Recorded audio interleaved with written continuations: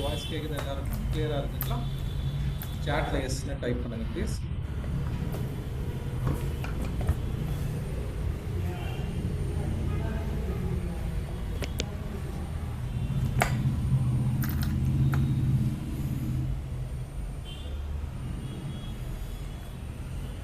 S, there is a noise in the background. யாரது unmute? சரி, okay Riya, okay mute பண்ணாச்சு. சரி, ஓகே, வாய்ஸ் கிளியராக இருக்குங்களா? எஸ்ன்னு சாட்டில் டைப் பண்ணுங்க. என்னுடைய வாய்ஸ் கிளியராக இருக்கு அப்படின்னா எஸ்ன்னு சாட்டில் டைப் பண்ணுங்க. சரி, ஓகே, சூப்பர். சார் வந்து கிளாஸ் விஷயமா ஒரு சில பாயிண்ட்ஸ் உங்களுக்கு ஆரம்பத்திலே சொன்னார். இப்போ நம்ம இதுக்கு முன்னாடி வந்து 2 ஃப்ரீ செஷன்ஸ் நடத்தியிருக்கோம். அதில் அட்டன் பண்ணவங்க இதில் இருக்கலாம், அதை அட்டன் பண்ணாதவங்களா இருக்கலாம். யாராக இருந்தாலும் அந்த 2 செஷனை வந்து நீங்கள் பார்த்துருங்க. ஓகே, இன்னையிலேருந்து நம்முடைய ஃபர்ஸ்ட் கிளாஸ் அஃபிஷியலி ஆரம்பிக்குது. இப்போ நம்முடைய இந்த 2 செஷன் இருக்குது, இது வந்து it's a part of our syllabus. நான் வந்து ஜஸ்ட் லைக் தட் அதை நடக்கத்தல. ஃபர்ஸ்ட் ஆஃப் ஆல் நமக்கு ஸ்டாக் மார்க்கெட் மேலே ஒரு கான்ஃபிடன்ஸ் வர்றதுக்காக ஒரு வீடியோவும், இன்னொன்று வந்து ஷரியா ரீதியா நம்ம வந்து எப்பவுமே வந்து 2 பார்ட் நடத்துவோம். ஷரியா பிரின்சிபல்ஸ் அப்படின்னு சொல்லிட்டு அதை முதல் பார்ட்ல நடத்தக்கூடிய விஷயங்கள் தான் வந்து ஒரு ஃப்ரீ செஷனை நம்ம வச்சிடறோம். செகண்ட் பார்ட் நடத்தக்கூடிய விஷயம் வந்து கடைசி கிளாஸ்ல நம்ம அதை நடத்துவோம். ஓகேங்களா? கடைசி கிளாஸ்ல அது வந்து நம்ம நடத்துவோம் இன்ஷா அல்லாஹ். அதனால முதல் கிளாஸை நீங்க கம்பல்சரியா பார்த்து முடிச்சிருங்க. அதே மாதிரி 2 செஷனும் நீங்க பார்த்து முடிச்சிட்டீங்கன்னா உங்களுக்கு கிளாஸை கவனிக்கிறதுக்கு ஹெல்ப்ஃபுல்லா இருக்கும். ஓகே, எனிஹவ் இன்னைக்கு தான் நம்முடைய ஃபர்ஸ்ட் அஃபிஷியல் கிளாஸ் அப்படிங்கிறனால இப்போ எல்லாத்துக்கும் கேட்கும்னு நினைக்கிறேன். நீங்க உங்க சைட்ல வந்து கொஞ்சம் வால்யூம் முன்ன பின்ன இருந்துச்சுன்னா அதை கொஞ்சம் அட்ஜஸ்ட் பண்ணுங்க. ஏன்னா உங்களுடைய சைடில் சில சமயம் நெட்டுடைய இந்த இன்டர்நெட் ஃப்ளக்சுவேஷன் இருந்தாலும் கொஞ்சம் முன்ன பின்ன ஆகும். ஓகே, உங்கள் சைட்லையும் சரியா இருக்கான்னு பார்த்துக்கோங்க.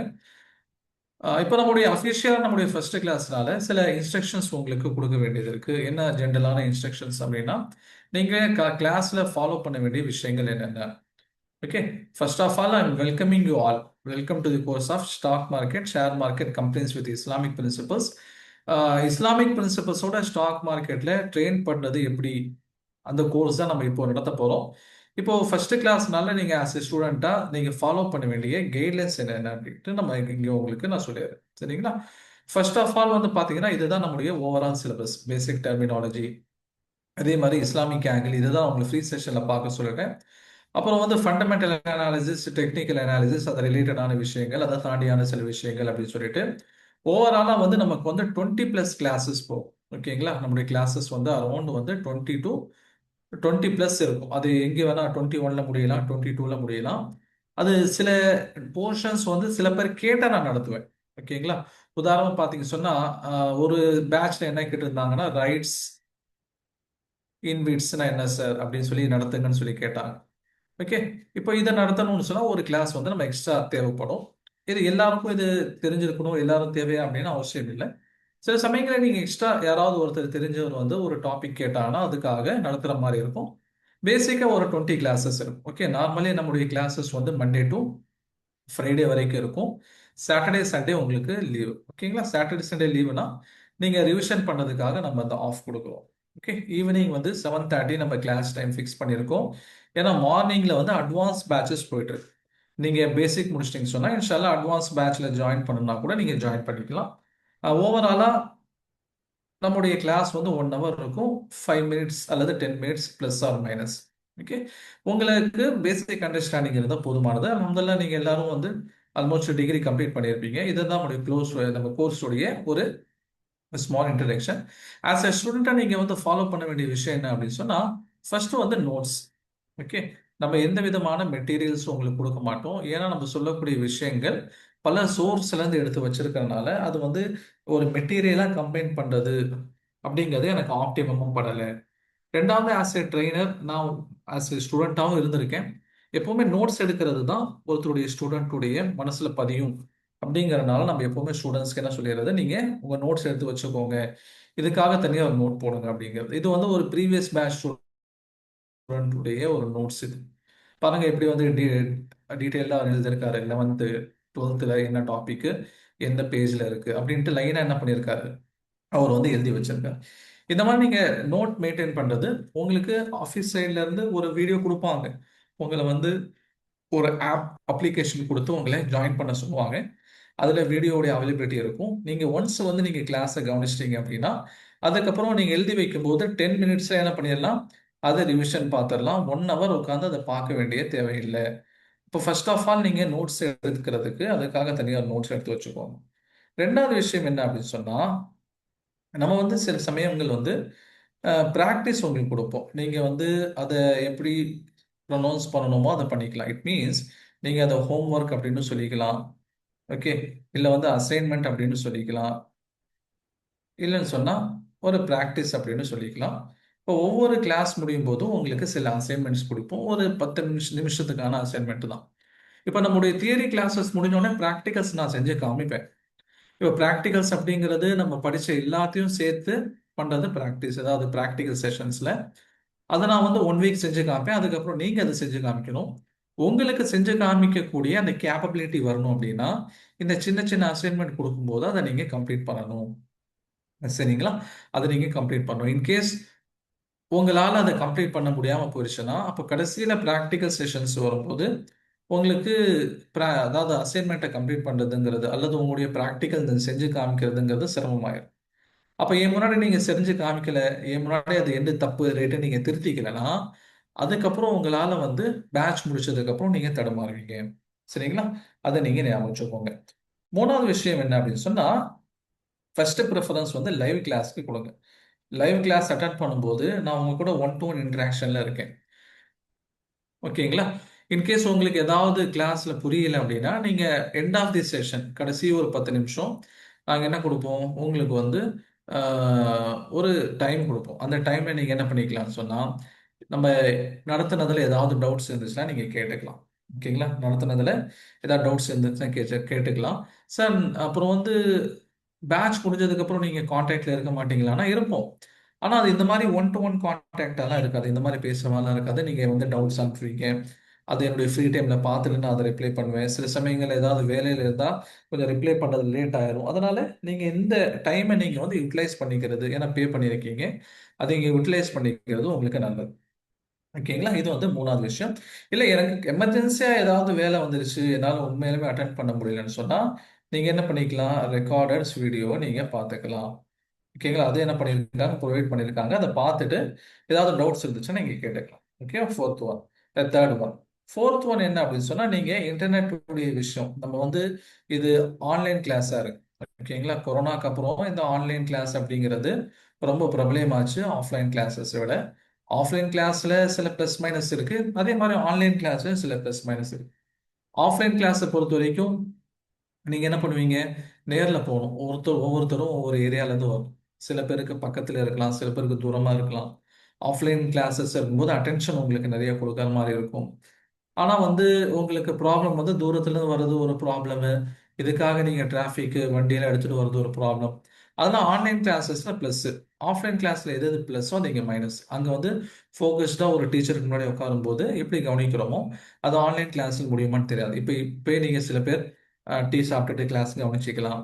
ஓகே. சில பேர் ஸ்நாக்ஸ் சாப்பிட்டு கூட கவனிக்கலாம்.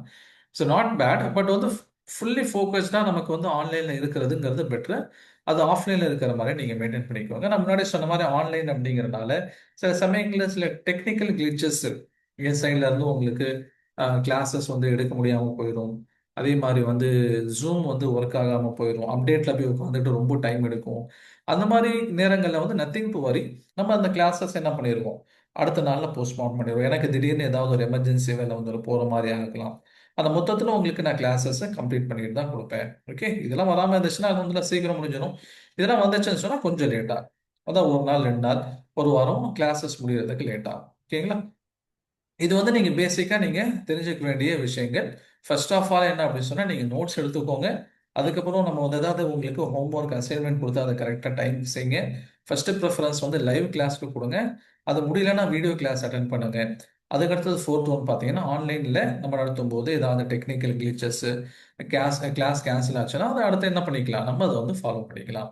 இப்போ என்னை பற்றியான சின்ன இன்ட்ரடக்ஷன் நான் ஆரம்பத்திலே கொடுத்துருப்பேன். அதை பார்க்காதவங்களுக்கு சின்ன ஒரு இன்ட்ரடக்ஷன் நான் கொடுத்துறேன். என்னுடைய பேர் முகமது உமர். கரூரில் கரூர் டிஸ்ட்ரிக்ட். நான் அங்கே ஒரு மதரசால படித்து நம்ம வந்திருக்கோம். அதே போல் எம்பிஏ முடிச்சிருக்கோம் சென்னையில் மியாஸ் இன்ஸ்டியூட் ஆஃப் மேனேஜ்மெண்ட்டில். யூபிஎஸ்சி படிச்சுட்டு எக்கனாமிக் ஃபேக்கல்ட்டியாகவும் நான் ஒரு 4-5 வருஷம் ஒர்க் பண்ணேன். அதே போல் வந்து என்னுடைய சர்க்கிளில் நான் பேட்சஸ் ஆரம்பித்து இப்போ சைஃபாவோட டைப் பண்ணி நம்ம பேட்சஸ் கொண்டு போயிட்டுருக்கோம். இன்ஷால்லா மார்ச்சில் வந்து இஸ்லாமிக் பேங்கிங் அண்ட் ஃபினான்ஸில் வந்து பிஹெச்டி பண்ணுறதுக்காக நம்ம மலேசியா கிளம்பிருக்கோம். ஓகே, சரி. இப்போ இது என்ன பற்றியான ஒரு ஷார்ட் இன்ட்ரடக்ஷன் தெரியாதவங்களுக்கு. இப்போ நம்ம வந்து டைரெக்டாக கிளாஸ்க்குள்ளே இறங்கிடலாம். ஃபர்ஸ்ட் ஆஃப் ஆல் நம்ம எங்கேருந்து ஆரம்பிக்கணும்? மார்க்கெட் அப்படின்னா என்ன? Okay, first of all market அப்படின்னா என்ன? சரிங்களா?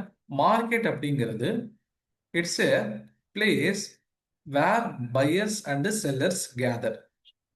மார்க்கெட் அப்படிங்கிறது அது வந்து ஒரு இடம், அது வந்து ஒரு பிளேஸ். அந்த பிளேஸ்ல பை பண்றவங்களும் செல் பண்றவங்களும் ஒன்று சேர்வாங்க. ஓகேங்களா? ஒரு பொருள் இப்போ வந்து ஒரு இடத்துல வந்து மீன் மார்க்கெட்னு சொல்றோம். ஏன் மீன் மார்க்கெட்னு சொல்றோம்? அங்க மீனை விற்கிறவங்களும் வாங்குறவங்களும் ஒன்று சேரலாம். அதே மாதிரி வந்து காய்கறி மார்க்கெட் சொல்றோம். ஏன் காய்கறி மார்க்கெட்னு சொல்றோம்? அங்க காய்கறியை விற்கிறவங்களும் அதை வாங்குறவங்களும் ஒன்று சேர்றாங்க. இதே மாதிரி எலக்ட்ரானிக்ஸ் மார்க்கெட் அப்படின்னு சொல்றோம். எலக்ட்ரானிக்ஸ் மார்க்கெட்னா என்ன? அங்க எலக்ட்ரானிக் பொருட்களை வாங்குறவங்க விற்கிறவங்க ஒன்று சேருவாங்க. அப்ப மார்க்கெட் அப்படிங்கிறது ஒரு காமன் டெர்ம். ஒரு பொருளை வாங்குறதுக்கும் விற்கிறவங்களுக்கு ஒன்று சேருவாங்க. என்ன பொருள் அங்க விற்கப்படுதோ அதுக்கேற்ற மாதிரி இதோடைய பெயர் மாறிடும். அப்ப ஃபினான்ஷியல் மார்க்கெட் அப்படின்னா என்ன?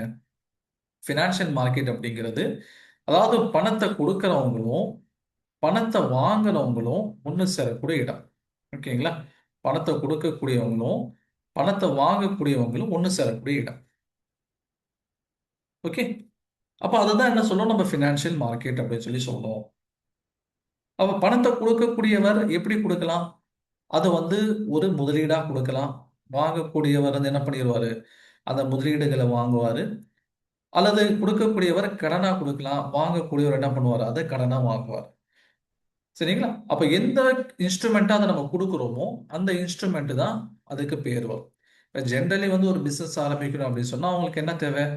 ஒரு பணம் தேவை. ஓகே, அதை நீங்க வந்து கேபிட்டல்னு சொல்லிக்கலாம், இல்லை கேஷ் ரெக்யர்மெண்ட் சொல்லிக்கலாம், என்ன வேணா சொல்லிக்கலாம். மொத்தத்தில் அவருக்கு பணம் வேணும். இப்போ அந்த பணத்தை வந்து மேஜரா 2 சோர்ஸ் மூலியமா அவர் ரெடி பண்ண முடியும். ஒரு சோர்ஸ் வந்து டெட், இன்னொன்று வந்து ஈக்விட்டி. டெட் அப்படின்னா என்ன? கடன். ஓகே, கடன் கொடுக்கறதுக்கு நீங்க நிறைய சோர்சஸ் வந்துருச்சு. பேங்க்ல இருந்து நீங்க லோன் வாங்கலாம். இல்லை அப்படின்னு சொன்னா நீங்க கடன் பத்திரங்களை வந்து இஷ்யூ பண்ணி லோன் வாங்கலாம். ஓகே, அல்லது வந்து லோன் வாங்குறதுக்கு பேங்க்ஸ் மேஜரா இருக்குது. அல்லது கடன் பத்திரங்கள் அப்படின்னு சொன்னா நிறுவனங்கள் என்ன பண்ணுவாங்க? ஒரு பத்திரம் மாதிரி அடிச்சு கவர்மெண்ட்ல அந்த மாதிரி தான் வாங்கும். இந்த பத்திரத்தினுடைய மதிப்பு 100 ரூபாய். ஓகே, இது வந்து நாங்க 8% வட்டி, வருடாந்திர வட்டி நாங்க கொடுப்போம். இது 5 வருஷத்துக்கு அப்புறம் இந்த பணத்தை நாங்க உங்களுக்கு திருப்பி கொடுத்துருவோம் அப்படின்னு என்ன பண்ணுவாங்க? ஒரு அக்ரிமெண்ட் மாதிரி ரெடி பண்ணி அதை டிஸ்ட்ரிபியூட் பண்ணுவாங்க. அதுக்கு பேர் தான் டெட். யார் வந்து பெருசா ரிஸ்க் எடுக்க விரும்பலையோ, யாருக்கு வந்து ஒரு ஸ்டாண்டர்டா மினிமம் இன்கம் வரணும்னு சொல்லி நினைக்கிறாங்களோ அவங்க இந்த மாதிரியான கடன் பத்திரங்களை போய் வாங்கிக்குவாங்க. ஓகேங்களா? பேங்க்ல எஃப்டி வைக்கிறாங்களே சார், அதுவும் கிட்டத்தட்ட இதே மாதிரி தான். இப்ப கடன் பத்திரங்கள் அப்படிங்கிறது அரசாங்கம் இஷ்யூ பண்ணுது. அதனால அது டிஃபால்ட்னா அதை ஏமாத்துறதுக்கான வாய்ப்புகள் கம்மி. ஆனா நீங்க பேங்க்ல கொண்டு போய் வச்சீங்கன்னா, பேங்க் அப்படிங்கிறது அது தனிநபர்களோ அல்லது அரசாங்கத்தாலும் நடத்தப்படக்கூடிய ஒன்றுதான். ஆனா தனிநபர் நடத்தும் போது அதுல நம்பிக்கை கொஞ்சம் கம்மியா இருக்கலாம். அரசாங்கம் நடத்தும் போது அதுல கொஞ்சம் நம்பிக்கை அதிகமா இருக்கலாம். அப்போ அப்போ மொத்தத்துல என்ன அப்படின்னு சொன்னா, அரசாங்கத்து மேல நம்பிக்கை இருக்கிறனால என்ன பண்ணுவாங்க? மக்கள் வந்து கடன் பத்திரங்கள் வாங்குவாங்க. அந்த கடன் பத்திரங்கள்ல உதாரணமா ஒரு கவர்மெண்ட் எம்ப்ளாயி ரிட்டையர் ஆயிட்டாரு. ரிட்டையர் ஆன உடனே அவர் கையில வந்து 1,00,000 பணம் கவர்மெண்ட் கிட்ட இருந்து வருது. இப்ப அதை அவர் என்ன பண்ணுவாரு? அந்த 1 கோடி ரூபாயை கொண்டு போய் அரசாங்கத்துடைய பத்திரங்கள் வாங்கினாங்கன்னா 8% அவருக்கு வட்டி கிடைக்கும். 8%ங்கிறது 1 கோடிக்கு எவ்வளோ? 8,00,000 ரூபாய். அப்போ அதை மாசம் மாசம் அவர் பிரிச்சுக்கிட்டாருன்னு சொன்னா கிட்டத்தட்ட ஒரு 65,000 ரூபாய், 60ல இருந்து 65,000 அவருக்கு மாச செலவுக்கு ஆயிரும். அப்போ என்ன பண்ணலாம்? அவரு கொஞ்சம் திருப்தியா இருக்கலாம். சரி, பணமும் சேஃப், எனக்கும் மாசம் 60 ரூபாய் வருது, எனக்கு சொந்த வீடு இருக்குது, 4 கடை இருக்கு, அங்கிருந்து ஒரு 30 ரூபாய் வாடகை, 1,00,000 வருது அப்படின்னு இருந்துக்கலாம். அது வந்து வயசானவங்களுக்கு. இப்போ வயசானவங்களை தாண்டி இப்போ ஷரியா ரீதியா நம்ம என்ன பண்ண மாட்டோம்? டெட்டோட டீல் பண்ண மாட்டோம். ஏன்னா டெட், கடன் அப்படிங்கிறது வெளிப்படையாக வட்டி என்பதுடன் சம்பந்தப்பட்டது. 2வது ஆப்ஷன் என்ன ஒரு நிறுவனத்துக்கு? நீங்க வட்டியா வாங்காம முதலீடா வாங்குறது. முதலீடு அப்படிங்கிறது என்ன? அந்த நிறுவனம் பிசினஸ் பண்ணும். அந்த பிசினஸ் லாபத்துல போகும்போது அந்த லாபத்துல இருந்து ஒரு பங்கு கொடுப்பாங்க. அந்த பிசினஸ் வந்து நட்டத்துல போகும்போது அதுல வந்து எந்த விதமான பங்கும் அவருக்கு தர மாட்டாங்க. ஓகேங்களா? இது கிட்டத்தட்ட வியாபாரம் அப்படிங்கிற அந்த ஒரு ஃபேஸ்ல அது தெரிய வரும். அதாவது வியாபாரம் செஞ்சா லாபம் வந்தா லாபம், நட்டம் வந்தா நட்டம்னு போயிடும்ல. அந்த மாதிரி என்ன ஆகுது சொன்னா ஈக்விட்டி அப்படிங்கிறது என்ன பண்ணுவாங்க? நிறுவனங்கள் வாங்கிக்குவாங்க. தனக்கு யார் முதலீடு செஞ்சிருக்காங்களோ அவங்களுக்கு ப்ராஃபிட் வந்தா ப்ராஃபிட், லாஸ் வந்தா லாஸ். ஓகேங்களா? அதுல பங்கெடுத்துக்கணும். இது வந்து இஸ்லாமிய சட்டத்திட்டத்தின் அடிப்படையில் இருக்கிறனால ஈக்விட்டி மட்டும்தான் நம்ம என்ன பண்ணுவோம்? நம்ம வந்து ஃபோக்கஸ் பண்ணுவோம். சரிங்களா? ஈக்விட்டியில மட்டும்தான் நம்ம என்ன பண்ணுவோம்?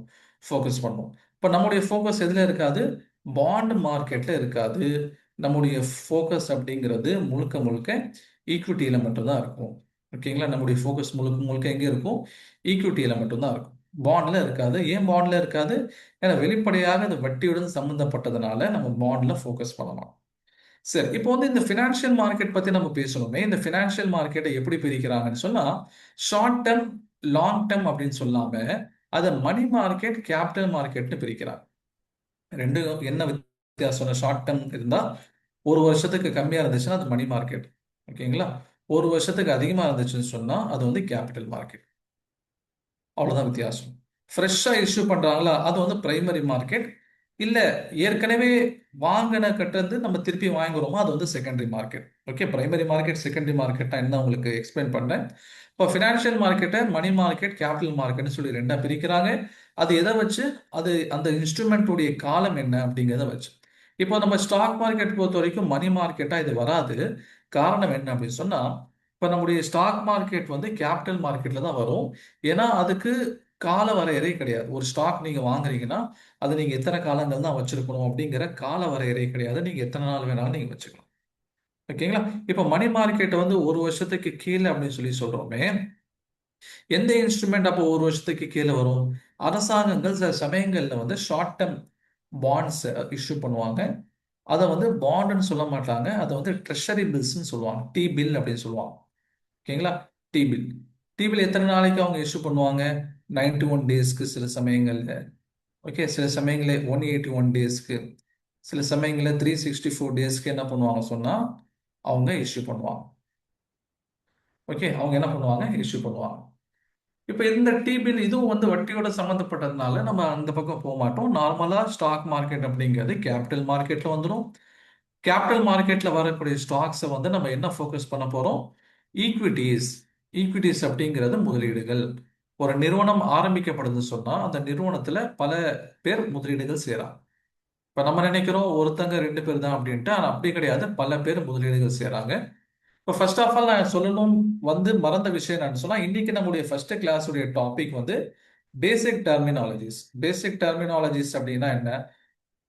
பொதுவா வந்து இந்த ஸ்டாக் மார்க்கெட்ல சில டேர்ம்ஸ் யூஸ் பண்ணுவாங்க.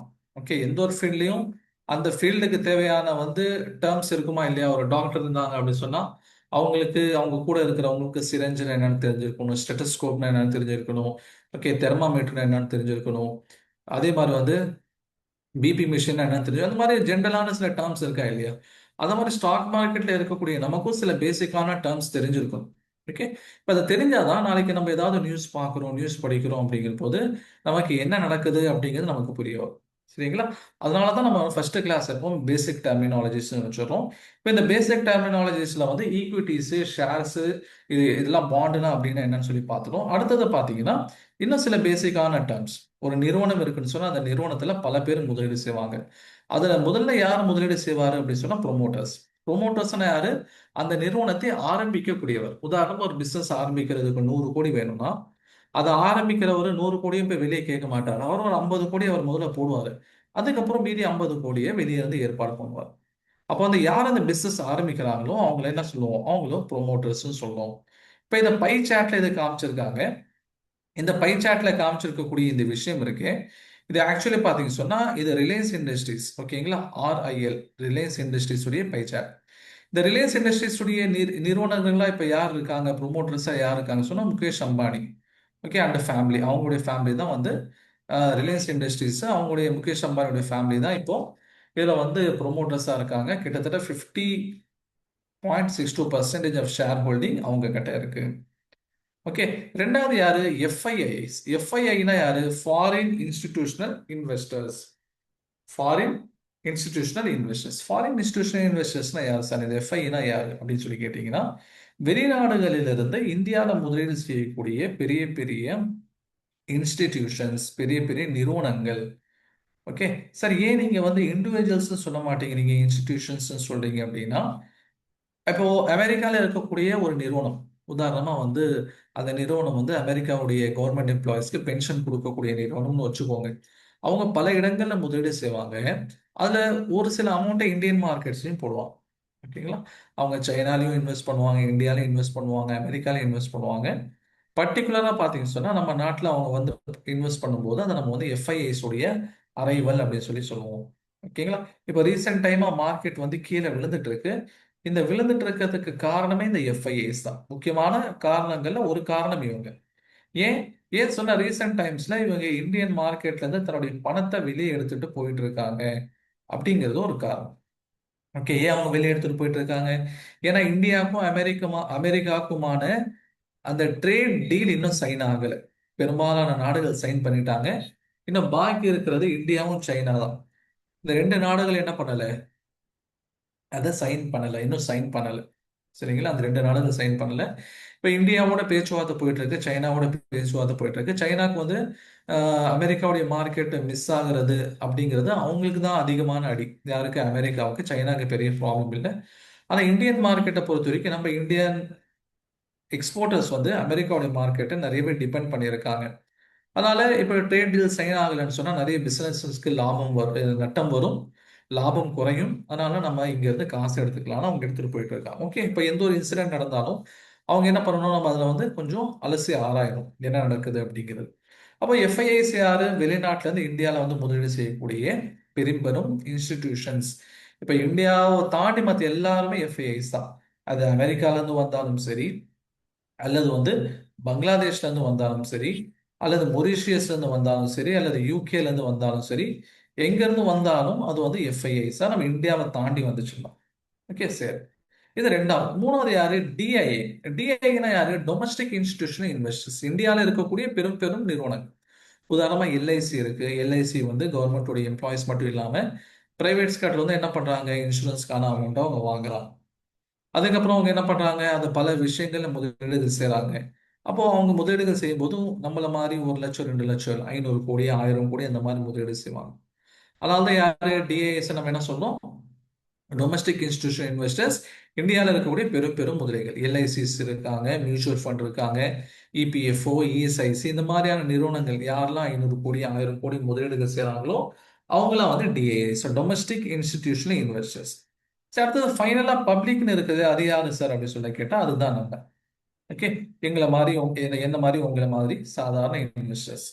சாதாரண இன்வெஸ்டர்ஸ் எவ்வளவு போடுவாங்க? 10,000, 20,000, 50,000, 1 லட்சம் இந்த மாதிரி இன்வெஸ்ட் பண்ணக்கூடியவங்க சார் பப்ளிக். நம்ம வந்து ரீட்டைல் இன்வெஸ்டர்ஸ் அப்படின்னு சொல்லுவாங்க. சரிங்களா?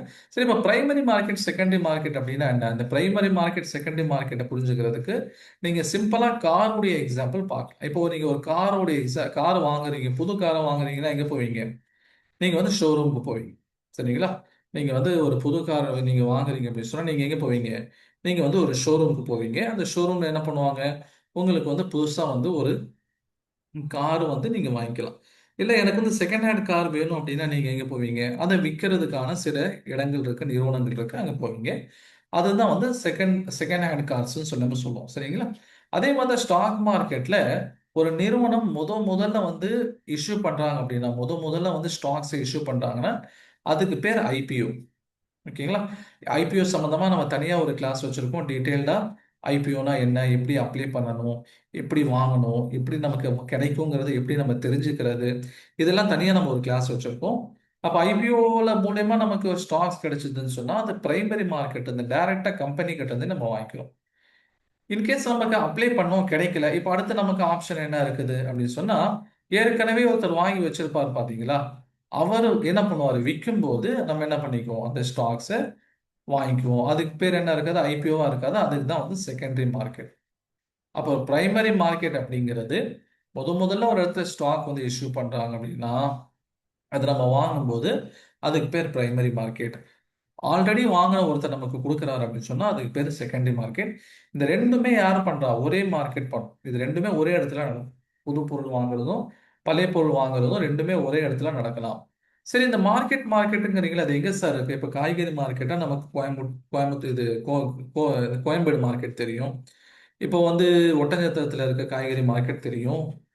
இப்படி நமக்கு ஃபேமஸான காய்கறி மார்க்கெட் தெரியும். எலக்ட்ரானிக்ஸ் மார்க்கெட்னா ரிச்சி ஸ்ட்ரீட்டு, ஃபர்னிச்சர் மார்க்கெட் சொன்னா ராயப்பேட்டா. இந்த மாதிரி வந்து இருக்கு. இப்போ வந்து ஸ்டாக்ஸ்க்கான மார்க்கெட் எங்க இருக்கு அப்படின்னு சொன்னா மேஜரான ரெண்டு மார்க்கெட்ஸ் இருக்கு இந்தியாவில். ஓகேங்களா, மேஜரான ரெண்டு மார்க்கெட். ஒன்று வந்து என்எஸ்சி நேஷனல் ஸ்டாக் எக்ஸ்சேஞ்ச், இன்னொன்று வந்து பிஎஸ்சி பாம்பே ஸ்டாக் எக்ஸ்சேஞ்ச். ஓகேங்களா, ஒன்று வந்து நேஷனல் ஸ்டாக் எக்ஸ்சேஞ்ச், இன்னொன்று வந்து பாம்பே ஸ்டாக் எக்ஸ்சேஞ்ச். இந்த ரெண்டு ஸ்டாக் எக்ஸ்சேஞ்சா மேஜரான ஸ்டாக் எக்ஸ்சேஞ்சஸ், அதாவது ஸ்டாக் மார்க்கெட். இங்கே தான் நீங்கள் என்ன பண்ண போறீங்க, நீங்கள் வாங்க போறீங்க. எப்படி வாங்க போறீங்க? பாம்பே போய் வாங்க போறீங்களான்னு அப்படிலாம் கிடையாது. நம்ம ஆன்லைன்ல என்ன பண்ணுவோம், நம்ம இங்கே ஸ்டாக்ஸை வாங்குவோம். இந்த பாம்பே ஸ்டாக் எக்ஸ்சேஞ்சில் அல்லது நேஷனல் ஸ்டாக் எக்ஸ்சேஞ்சில் தான் ஸ்டாக்ஸை விற்கிறவங்களும் வருவாங்க, நம்ம வாங்குறவங்களும் அங்கே போவோம். ஓகேங்களா, சரி. இந்த ரெண்டு ஸ்டாக்ஸ் எக்ஸ்சேஞ்ச் தான் இந்தியாவில் இருக்கா சார் அப்படின்னு சொல்லி கேட்டிங்கன்னா, இதை தாண்டி வேற சில எக்ஸ்சேஞ்சஸும் இருந்துச்சு. இப்போ வேர்ல்ட் லெவலில் பார்த்தீங்கன்னா ஆம்ஸ்டர்டாம் ஸ்டாக் எக்ஸ்சேஞ்ச் நெதர்லாந்து, அதுதான் ஓல்டஸ்ட். ஏஷியாவிலே பழைய ஸ்டாக் எக்ஸ்சேஞ்ச் சொன்னால் அது பிஎஸ்சி. இந்தியாவில் பார்த்தீங்கன்னா Bombay stock exchange, Ahmedabad stock exchange, Kolkata stock exchange, ஏன் சென்னை ஸ்டாக் எக்ஸ்சேஞ்ச்லாம் கூட இருந்துச்சு. ஓகேங்களா, ஆனால் இப்போ வந்து ஆக்டிவாக இருக்கிறது BSE Bombay stock exchange, NSE national stock exchange. Sir ஒரு இடத்துல வச்சுக்கலாமே, எதுக்கு இது ரெண்டு வச்சிருக்காங்க அப்படின்னு சொல்லி கேட்டீங்கன்னா, இப்போ பாம்பே ஸ்டாக் எக்ஸ்சேஞ்சுங்கிறது ஆரம்பத்தில் 1875 ஆரம்பிக்கப்பட்டது. அதுல சில நிறை குறைகள் இருக்கலாமா இல்லையா? அந்த நிறை குறைகளை நிவர்த்தி செஞ்சு வந்தது தான் இந்த என்எஸ்சி அப்படிங்கிறது. இந்த நிறை குறைகளை நிவர்த்தி செஞ்சு வந்தது தான் இந்த என்எஸ்சி நேஷனல் ஸ்டாக் எக்ஸ்சேஞ்ச் அப்படிங்கிறது. சரிங்களா, இன்னைக்கு வந்து பிஎஸ்சியா என்எஸ்சியா எதுல ட்ரேட் பண்ணுமா, எதுல சார் ட்ரேட் பண்றது நல்லதுன்னா என்எஸ்சியில ட்ரேட் பண்றது தான் நல்லது. ஏன்னா அங்கதான் சேஃப்டி மெஷர்ஸ் அதிகம். பாம்பே ஸ்டாக் எக்ஸ்சேஞ்சை பொறுத்த வரைக்கும் கிட்டத்தட்ட 6000க்கும் மேற்பட்ட ஸ்டாக்ஸ் என்ன பண்ணியிருக்காங்க, அதுல லிஸ்ட் பண்ணியிருக்காங்க பாம்பே ஸ்டாக் எக்ஸ்சேஞ்சில். அதுல பெரும்பாலான ஸ்டாக்ஸ் வந்து ஃப்ராட் ஸ்டாக்ஸும் இருக்குது. ஓகேங்களா, ஃப்ராட் ஸ்டாக்ஸ் இருக்குது. ஆனா என்எஸ்சியோட டேர்ம்ஸ் அண்ட் கண்டிஷன்ஸ் வந்து ரொம்ப ஸ்ட்ரிக்ட். அதனால அங்க 2000 ஸ்டாக்ஸ் மட்டும்தான் இருக்குது.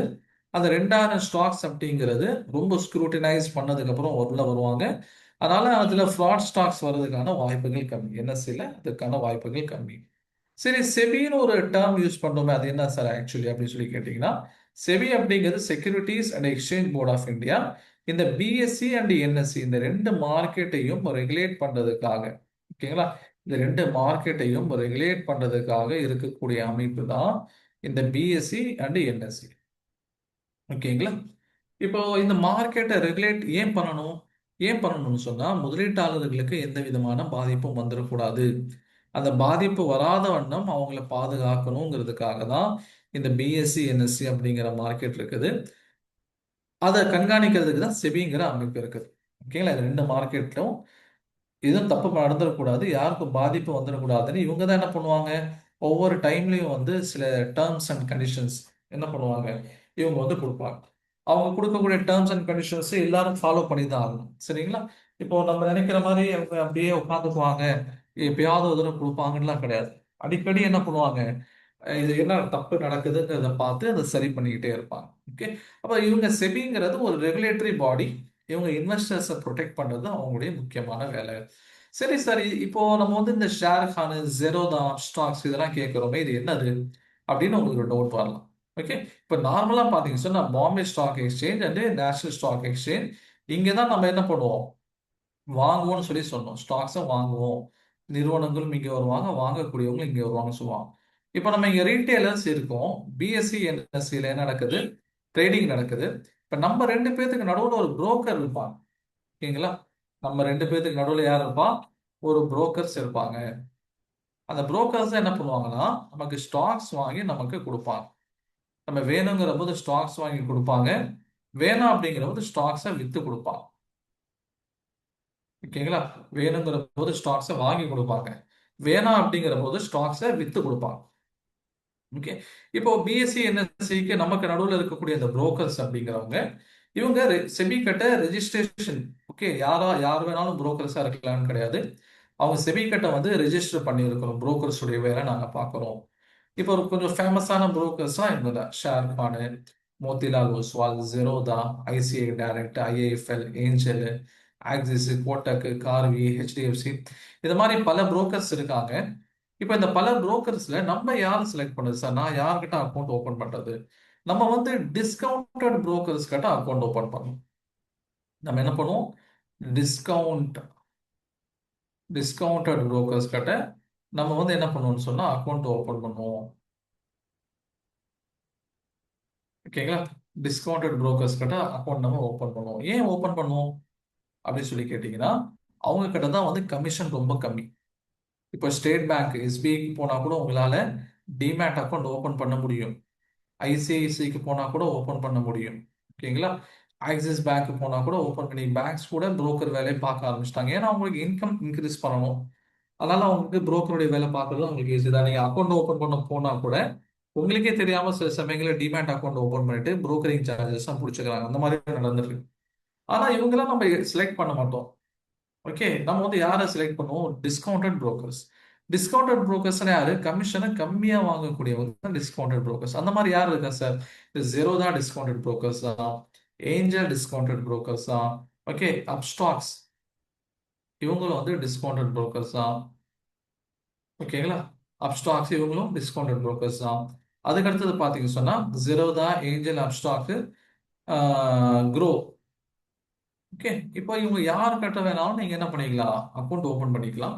ஆனா நான் ப்ரிஃபரன்ஸ் கொடுக்கறது ஜெரோதாக்கு. ஏன் சார் ஜெரோதாக்கு அப்படின்னா, ஏன்னா நான் யூஸ் பண்றேன். நாளைக்கு அதுல எப்படி வாங்கணும், விற்கணும், அந்த அக்கௌண்ட்டை எப்படி ஹேண்டில் பண்ணணும் அப்படிங்கிறத நான் உங்களுக்கு சொல்லித் தருவேன். இல்ல சார், ஏற்கனவே என்கிட்ட ஏஞ்சல் இருக்குது, ஏற்கனவே என்கிட்ட க்ரோ அப் ஸ்டாக்ஸ்லாம் இருக்குது அப்படின்னா ஒன்றும் பிரச்சனை இல்லை, வச்சுக்கோங்க. இல்ல இது வரைக்கும் இல்லை அப்படின்னா நீங்க என்ன பண்ணுங்க? ஜெரோதால நீங்க அக்கௌண்ட்டை ஓபன் பண்ணுங்க. சரிங்களா? அதை வந்து நீங்க ஞாபகம் வச்சுக்கோங்க. ஓகே, சரி. அடுத்தது என்ன? அடுத்தது வந்து டிமெட்டீரியலைசேஷன் ஆஃப் செக்யூரிட்டிஸ். இப்போ நீங்க எஸ்பிஐல போயிட்டு நீங்க பணம் வைக்கணும்னா, சும்மா நாளைக்கு காலையில கிளம்பி போய் இந்தாங்க பணம் 10,000 என்னுடைய எஸ்பிஐ நீங்க வச்சுக்கோங்கன்னு சொல்லி ஓபன் பண்ண நம்ம கொடுத்துட்டு வர முடியுமா? நம்ம வந்து அங்க ஒரு அக்கௌண்ட் ஓபன் பண்ணணும். எஸ்பிஐல ஒரு அக்கௌண்ட் ஓபன் பண்ணாதான் நம்மளால பணத்தை அங்க கொடுக்க முடியும். ஓபன் பண்ணாம நம்ம எப்படி போய் பணத்தை அங்க கொடுக்கறது? சரிங்களா? அப்போ நம்ம அங்க அக்கௌண்ட் இருக்கணும். அதே மாதிரி நம்ம ஸ்டாக்ஸ் வாங்கினா அது நம்மளுடைய அக்கௌண்ட்டுக்கு வரணும். அந்த ஸ்டாக்ஸ் நம்முடைய அக்கௌண்ட்டுக்கு வரணும். அந்த அக்கௌண்ட்டுக்கு பேர் தான் வந்து டிமேட் அக்கௌண்ட் அப்படின்னு சொல்றாங்க. ஓகேங்களா? அந்த அக்கௌண்ட்டுக்கு பேர் தான் டிமேட் அக்கௌண்ட். ஆரம்ப காலத்துல ஒரு 30 வருஷத்துக்கு முன்னாடி 1980கள்ல 90கள்ல ஸ்டாக்ஸ் வந்து பேப்பருடைய ஃபார்மேட்ல இருந்துச்சு. பேப்பருடைய ஃபார்மேட்ல தான் என்ன பண்ணுவாங்க? உங்களுக்கு அனுப்பிச்சு வைப்பாங்க. நீங்க வித்தீங்க சொன்னா யாருக்கு போகணும்னு சொல்லுவாங்க, அவங்களுக்கு நீங்க அனுப்பிச்சு வைக்கணும். அந்த மாதிரி பேப்பர் ஃபார்மேட்ல இருந்தது. அந்த பேப்பர் ஃபார்மேட்ல இருந்தது டிஜிட்டலா கன்வெர்ட் பண்ணிட்டாங்க. அதுக்கு பேர் தான் டிமெட்டீரியலைசேஷன். டிஜிட்டலா கன்வெர்ட் பண்ணதான் என்ன சொன்னாங்க? டிமெட்டீரியலைசேஷன் சொன்னாங்க. சார் இப்ப இந்த பேப்பரே கிடையாதா சார் அப்படின்னு சொல்லி கேட்டா இருக்குது. எங்க இருக்குது? இந்த சிடிஎஸ்எல், என்எஸ்டிஎல் அப்படின்னு சொல்லி 2 டெபாசிட்டரிஸ் இருக்கு. இவங்க கிட்ட அந்த ஒரு லாக்கர்ல வச்சிருவாங்க. இந்த 2 டெபாசிட்டரிஸும் அதை வந்து டிஜிட்டலா கன்வெர்ட் பண்ணி கொடுத்துருவாங்க. அதுதான் இன்னைக்கு நார்மலா மார்க்கெட்ல நம்ம ட்ரேட் பண்ணிட்டு இருப்போம். ஓகேங்களா? அப்ப இனிமேல் வந்து ஸ்டாக்ஸ் வந்து பேப்பர்ல எல்லாம் இருக்காது. நமக்கு பேப்பர்ல கிடைக்காது, டிஜிட்டலா கிடைக்கும். எப்படியும் கேஷை பொறுத்த வரைக்கும் ₹100 உங்களுடைய மணி பர்ஸ்லயும் வச்சுக்கலாம், உங்களுடைய கூகுள் வாலெட்லயும் வச்சுக்கலாமோ அதே மாதிரி தான் ஸ்டாக்ஸை வந்து இன்னைக்கு பேப்பரா கிடையாது. மாற என்ன பண்ணிக்கலாம்? நீங்க டிஜிட்டல் ஃபார்மேட்ல வச்சுக்கலாம். ஏன் சார் அந்த மாதிரி மாத்தினாங்க? ஏன்னா ஆரம்பத்துல பேப்பர் ஃபார்மேட்ல போகும்போது நிறைய டிமெரிட்ஸ் இருந்துச்சு, நிறைய ப்ராப்ளம் இருந்தது. என்ன? 72 நாள் ஆகும் போய் சேர்றது. கிட்டத்தட்ட 2.5 மாசம் ஆயிரும். கிட்டத்தட்ட 2.5 மாசம் ஆயிரும். ஓகேங்களா? அதனால என்ன நடக்க வாய்ப்பு இருக்கு? மிஸ்யூஸ் ஆக வாய்ப்பு இருக்குது. ஓகே, ஏன்னா உங்களுக்கு அனுப்புறேன்னு சொல்லிட்டு வேற ஒருத்தர் கூட அனுப்பிச்சிடலாம். அப்போ அனுப்புற வழியில தொலைஞ்சு போறதுக்கும் வாய்ப்பு இருக்குது. ஓகேங்களா? லாஸ்ட் தொலைஞ்சு போறதுக்கு வாய்ப்பு இருக்குது. அல்லது வந்து ஸ்டோலன் திருட்டு போறதுக்கும் வாய்ப்பு இருக்குது. ஓகே, அல்லது பாத்தீங்க சொன்னா டேமேஜ், ஓகேங்களா, கிழிஞ்சு போறதுக்கு வாய்ப்பு இருக்குது. இது மாதிரி பல பிரச்சனைகள் இருக்கிறதுனால இது வந்து டிமேட் என்ன பண்றாங்க, அதாவது டிமெட்டீரியலைசேஷன், எல்லா ஸ்டாக்ஸையும் டிஜிட்டல் ஃபார்மேட்க்கு மாத்திட்டாங்க. இன்னைக்கு அதனால தான் பாத்தீங்க சொன்னா நீங்க வந்து ட்ரேடிங் என்ன பண்ணலாம்? T+2 days செட்டில் பண்ணலாம். நீங்க வந்து ஒரு ஸ்டாக் வாங்குறீங்க அப்படின்னு சொன்னா அந்த ஸ்டாக்கை வந்து 2 நாள்ல உங்க கைக்கு வந்துடும். அப்ப 72 நாள் எங்க இருக்கு, 2 நாள் எங்க இருக்கு? இப்ப 2 நாள் அப்படிங்கிறது உதாரணமா திங்கட்கிழமை வாங்குறீங்கன்னா செவ்வாய், புதன்கிழமை உங்களுடைய அக்கௌண்ட்டுக்கு வந்துடும். ஆனா என்ன பண்ணிட்டாங்க? அதையும் இன்னும் ஷார்ட் லிஸ்ட் பண்ணி T+1 மாத்திட்டாங்க. 2022ல இருந்து T+1 என்ன அர்த்தம்? நீங்க மண்டே அன்னைக்கு வாங்குறீங்க சொன்னா ஸ்டாக் வந்து உங்களுடைய அக்கௌண்ட்ல வந்து டியூஸ்டேக்கு வந்துடும். ஓகேங்களா? ஸ்டாக் வந்து உங்களுடைய அக்கௌண்ட்டுக்கு எப்போ வந்துடும்? டியூஸ்டேக்கு வந்துடும். இப்ப அடுத்து என்ன ட்ரை பண்ணிட்டு இருக்காங்க? T+0க்கு ட்ரை பண்ணிட்டு இருக்காங்க. அதாவது நீங்க வாங்கின உடனே உங்களுடைய டிமேட் அக்கௌண்ட்க்கு வர்றது தான் என்ன சொல்றோம் நம்ம? T+0 அப்படின்னு சொல்றோம். ஓகே. அப்போ வந்து அன்னைக்கே செட்டில்மெண்ட் ஆகுறதுக்காக போயிட்டு இருக்கு. பட் அது வந்து ட்ரையல் ஃபேஸ்ல தான் இருக்கு. இன்னும் என்ன ஆகல? அது கம்ப்ளீட் ஆகல. ஒரு சில ஸ்டாக்ஸ்க்கு மட்டும் அந்த மாதிரி நடக்குது.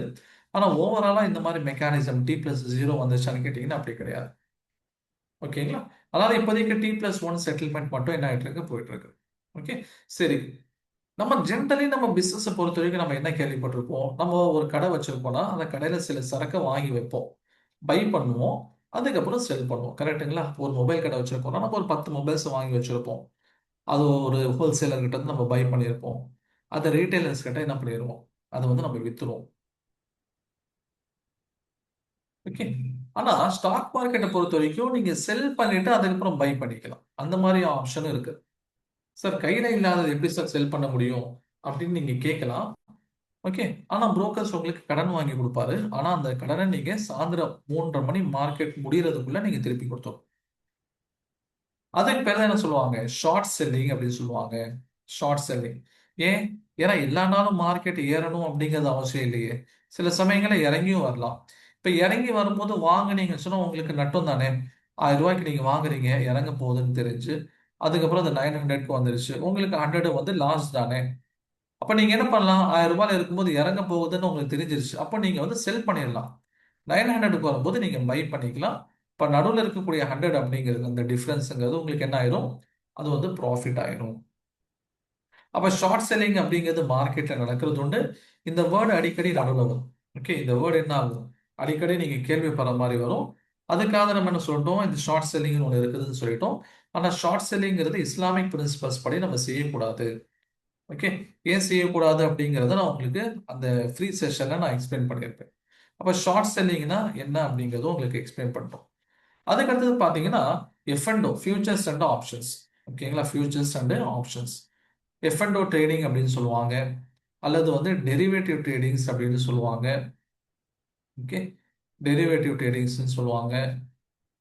இல்ல அப்படின்னு சொன்னா இண்டெக்ஸ் ட்ரேடிங் அப்படின்னு சொல்லுவாங்க. இது எல்லாமே ஒண்ணுதான். ஓகே. இதுவும் நம்ம செய்ய முடியாது. ஷரியாவுடைய பிரின்சிபலுக்கு கீழே வராது. அது சொல்றேன். அதானி ஸ்டாக்ஸ் நம்ம பை பண்ணலாமா அப்படிங்கிறது நம்ம ஷரியாவுடைய கண்டிஷன்ஸ் என்னென்ன அப்படிங்கிறத தெரிஞ்சுக்கிட்டு அந்த கண்டிஷன்ஸ்குள்ள வந்தா பை பண்ணலாம். இல்லைன்னா இல்லை. ஓகே. சரி, இப்போ என்ன F&O டெரிவேட்டிவ் இண்டெக்ஸ் ட்ரேடிங் இது எல்லாமே வந்து என்னன்னு சொன்னா இது வந்து சூதாட்டம் அப்படிங்கிற சூரத்துல அப்படிங்கிற ஒரு கண்டிஷன்ல வரனால இதை நம்ம செய்யக்கூடாது. ஓகே. சரி, F&O பத்தி நம்ம படிப்போமா? தாராளமா படிப்போம். நம்ம F&Oக்கு தனியா ஒரு கிளாஸ் வச்சிருக்கோம். அது உங்களுக்கு F&Oனா என்னங்கிறத நான் உங்களுக்கு எக்ஸ்பிளைன் பண்ணிடுவேன். ஆனா நம்ம அதை செய்ய மாட்டோம். ஓகேங்களா? அந்த பக்கம் நம்ம போக மாட்டோம். ஓகே. சரி.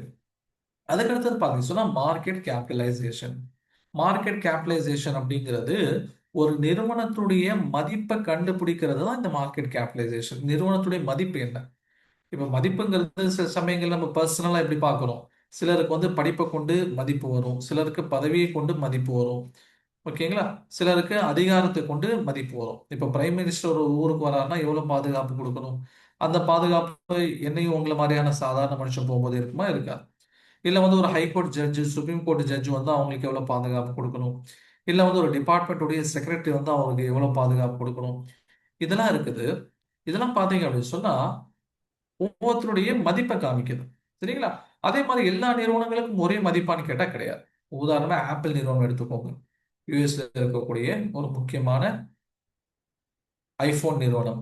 ஓகே. ஆப்பிள். இப்ப ஆப்பிள் நிறுவனத்துடைய மார்க்கெட் கேபிட்டலைசேஷனை எப்படி கண்டுபிடிக்கிறது அப்படின்னு சொல்லி பாத்தீங்கன்னா இப்போ அவங்க கிட்ட இருக்கக்கூடிய டோட்டல் நம்பர் ஆஃப் ஷேர்ஸ் எவ்வளோ? 15.63 பில்லியன் யூனிட்ஸ். அதாவது 15.63 பில்லியன் ஸ்டாக்ஸ் இருக்குது. இப்போ ஒரு ஸ்டாக்குடைய வேல்யூ என்ன? உதாரணமா ஜனவரி 22ல பாத்தீங்கன்னா $108 இருந்தது. அந்த ரெண்டையும் மல்டிப்ளை பண்ணீங்கன்னா கிடைக்கக்கூடிய வேல்யூ எவ்வளோ? $1.9 ட்ரில்லியன். இதுதான் வந்து ஆப்பிள் நிறுவனத்துடைய மதிப்பு 2022. சரி, 2023 செப்டம்பர்ல என்ன ஆச்சு? அதே நம்பர் ஆஃப் ஷேர்ஸ் தான். ஆனா பிரைஸ் 125ல இருந்து 171 போயிருச்சு. அப்போ அவங்களுடைய மார்க்கெட் கேபிடலைசேஷன் வந்து 1.9ல இருந்து 2.6க்கு போயிருச்சு. ஓகேங்களா? 1.9ல இருந்து 2.6க்கு அவங்களுடைய மார்க்கெட் கேபிடலைசேஷன் அப்படிங்கிறது உயர்ந்துருச்சு. அப்போ நிறுவனத்துடைய மதிப்புங்கிறது அவங்களுடைய பெர்ஃபார்மன்ஸை வச்சு ஏறிக்கிட்டும் இறங்கிக்கிட்டும் இருக்கும். சரிங்களா? சரி. இப்போ அடிக்கடி நம்ம கேள்விப்பட்டிருப்போம் சென்செக்ஸ் நிஃப்டி அப்படின்னு சொல்லி சொல்லுவாங்க. இப்ப சென்செக்ஸ் அப்படின்னா என்ன? இதெல்லாம் வந்து குறியீடுகள். இதெல்லாம் என்னது? குறியீடுகள். குறியீடுகள் அப்படிங்கிறது என்ன? இப்போ ஒரு மார்க்கெட் இருக்கு. உதாரணமா வந்து பிஎஸ்சி இருக்குது. இது எப்படி பெர்ஃபார்ம் பண்றது அப்படிங்கிறத வந்து நம்ம எப்படி தெரிஞ்சுக்கிறது? நல்ல விதமா போயிட்டு இருக்கா? அல்லது வந்து பேட் பொசிஷன்ல போயிட்டு இருக்கா அப்படிங்கிறது, நீங்க 6000 சொச்சம் ஸ்டாக்ஸையும் வந்து ஒண்ணொண்ணா பார்த்துட்டு இருக்க முடியாதுல்ல. அப்போ என்ன பண்ணுவாங்க? இந்த 6000 சொச்சம் ஸ்டாக்ஸ்ல இருந்து ஒரு டாப் பெர்ஃபார்மிங் 50 ஸ்டாக்ஸ் எடுத்து அதனுடைய மார்க்கெட் கேபிடலைசேஷன் மூவ்மெண்ட்லாம் எப்படி இருக்குன்னு சொல்லி பார்த்து அதுக்கப்புறம் அந்த ஒரு குறியீடுகளை வெளியெடுப்பாங்க. அதுக்கு பேர் தான் சென்செக்ஸ். ஓகேங்களா? இப்ப நியூஸ் நீங்க கூட கேள்விப்பட்டிருப்பீங்க. இன்று சென்செக்ஸ் 800 புள்ளிகள் உயர்ந்தன. இன்று நிஃப்டி 150 புள்ளிகள் உயர்ந்தன அப்படின்னு சொல்லி என்ன பண்ணுவாங்க? நியூஸ்லாம் கொடுப்பாங்க. அப்போ பாம்பே ஸ்டாக் எக்ஸ்சேஞ்ச் உடைய இண்டெக்ஸ் தான் சென்செக்ஸ். நேஷனல் ஸ்டாக் எக்ஸ்சேஞ்ச் உடைய இண்டெக்ஸ் தான் என்னது? நிஃப்டி. நேஷனல் ஸ்டாக் எக்ஸ்சேஞ்ச் உடைய இண்டெக்ஸ் தான் என்னது? நிஃப்டி. சரிங்களா? அப்ப இந்த இண்டெக்ஸ் என்ன காமிக்குது? அவங்களுடைய மார்க்கெட் லீடர்ஸ் எப்படி பெர்ஃபார்ம் பண்றாங்க அப்படிங்கிறது காமிக்குது. பிஎஸ்சி அப்படின்னு சொன்னா பிஎஸ்சியில வந்து 30 நிறுவனங்கள், என்எஸ்சினா என்எஸ்சியில இருக்கக்கூடிய 50 நிறுவனங்கள். இது எப்படி பெர்ஃபார்ம் பண்ணுதோ அதே டைரக்ஷன்ல தான் பெரும்பாலான நிறுவனங்கள் போகும். ஓகே. இந்த சென்செக்ஸ் 100 புள்ளிகள் ஏற்றம் கண்டனன்னு சொன்னா இன்னைக்கு பெரும்பாலான ஸ்டாக்ஸ் ஏறி இருக்குன்னு அர்த்தம். இந்த சென்செக்ஸ் சாரி இந்த நிஃப்டி 50 புள்ளிகள் இறக்கம் கண்டன அப்படின்னா பெரும்பாலான ஸ்டாக்ஸ் இறங்கி இருக்கு.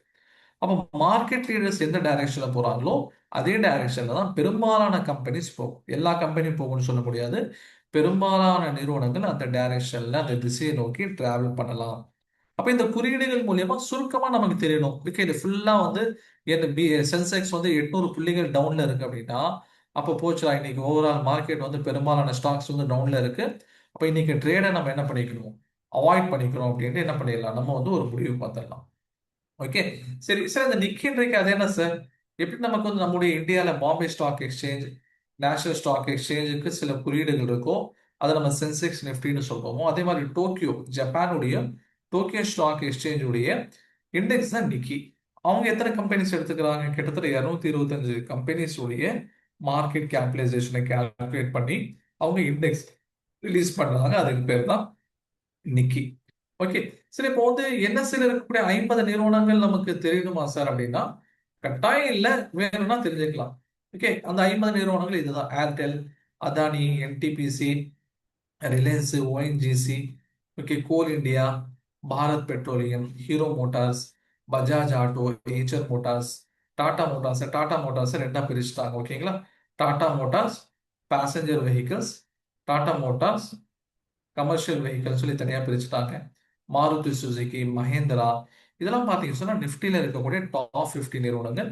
இந்த நிறுவனங்களுடைய மூமெண்ட்டை கேப்சர் பண்ணி என்ன பண்ணுவாங்க?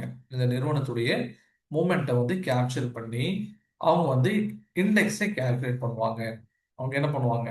இண்டெக்ஸை அவங்க கேல்குலேட் பண்ணுவாங்க. சரிங்களா? அதுக்கப்புறம் பார்த்தீங்கன்னா முக்கியமான டெர்மினாலஜிஸ் வந்து இப்ப இன்னைக்கு மாற்றம், இன்னைக்கு வந்து மார்க்கெட் வந்து ஏற்றம் கண்டது, மார்க்கெட் வந்து இறக்கம் கண்டது